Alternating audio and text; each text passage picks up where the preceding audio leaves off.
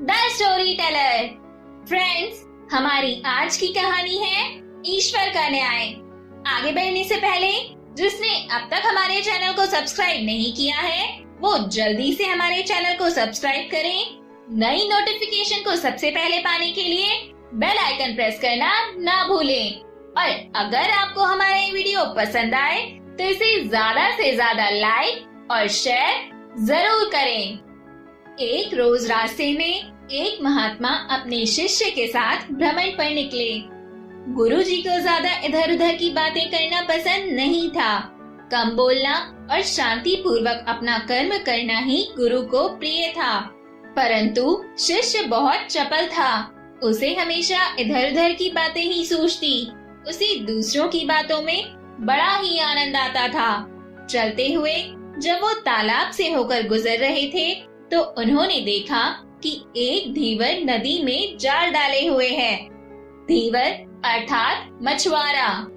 शिष्य यह सब देख खड़ा हो गया और धीवर को अहिंसा परमो धर्म का उपदेश देने लगा।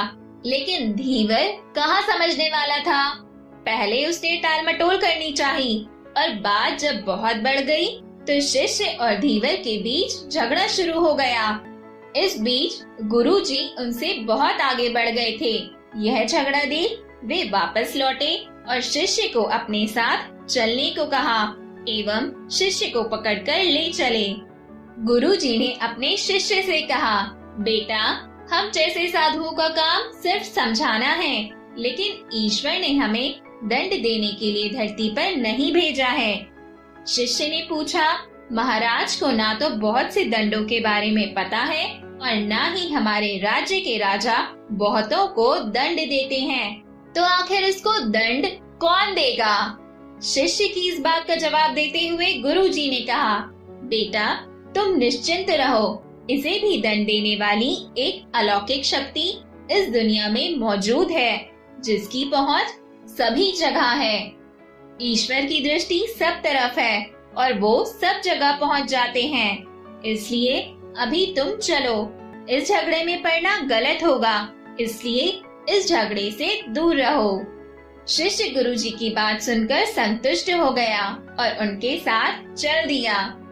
इस बात को ठीक 2 वर्ष ही बीते थे कि एक दिन गुरुजी और शिष्य दोनों उसी तालाब से होकर गुजरे। शिष्य भी अब 2 साल पहले की वह धीवर वाली घटना भूल चुका था।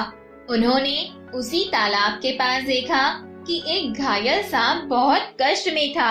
उसे हजारों चींटियां नोच नोच कर खा रही थी। शिष्य ने यह दृश्य देखा और इससे रहा नहीं गया। दया से उसका हृदय पिघल गया था। वह सर्प को चींटियों से बचाने के लिए जाने ही वाला था कि गुरुजी ने उसके हाथ पकड़ लिए और उसे जाने से मना करते हुए कहा, बेटा, इसे अपने कर्मों का फल भोगने दो।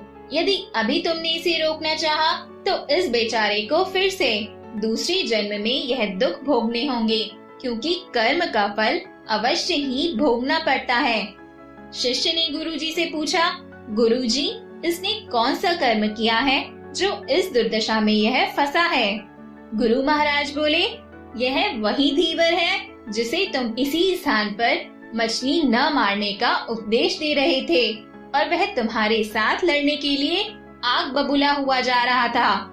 वे मछलियां ही चींटी हैं जो इसे नोच नोच कर खा रही हैं। यह सुनते ही बड़े आश्चर्य से शिष्य ने कहा, गुरुजी, यह तो बड़ा ही विचित्र न्याय है। गुरुजी ने कहा, बेटा, इसी लोक में स्वर्ग नरक के सारे दृश्य मौजूद हैं। हर क्षण तुम्हें ईश्वर के न्याय के नमूने देखने को मिल सकते हैं। चाहे तुम्हारे कर्म शुभ हो या अशुभ, उसका फल तुम्हें भोगना ही पड़ता है। इसलिए ही वेद में भगवान ने उपदेश देते हुए कहा है, अपने किए कर्म को हमेशा याद रखो। यह विचारते रहो कि तुमने क्या किया है, क्योंकि ये सच है कि तुमको वह भोगना पड़ेगा। जीवन का हर क्षण कीमती है, इसलिए इसे बुरे कर्म के साथ व्यर्थ जाने मत दो। अपने खाते में हमेशा अच्छे कर्मों की बढ़ोतरी करो, क्योंकि तुम्हारे अच्छे कर्मों का परिणाम बहुत सुखद रूप से मिलेगा। इसका उल्टा भी उतना ही सही है। तुम्हारे बुरे कर्मों का फल भी एक दिन बुरे तरीके से भुगतना पड़ेगा। इसलिए कर्मों पर ध्यान दो, क्योंकि वो ईश्वर हमेशा न्याय ही करता है। शिष्य गुरु जी की बात स्पष्ट रूप से समझ चुका था। दोस्तों, हम चाहे इस बात पर विश्वास करें या नहीं, लेकिन यह 100% सच है कि ईश्वर हमेशा सही न्याय करते हैं और उनके न्याय करने का सीधा संबंध हमारे अपने कर्मों से है। यदि हमने अपने जीवन में बहुत अच्छे कर्म किए हैं या अच्छे कर्म कर रहे हैं, तो उसी के अनुरूप ईश्वर हमारे साथ न्याय करेंगे। यह जीवन हमें इसलिए मिला है ताकि हम कुछ ऐसे कार्य करें जिसको देखकर ईश्वर की आंखों में भी हमारे प्रति प्रेम छलक उठे। फ्रेंड्स, अब बारी है आपकी लाइफ के लिए मेरी एक इम्पोर्टेंट एडवाइस की।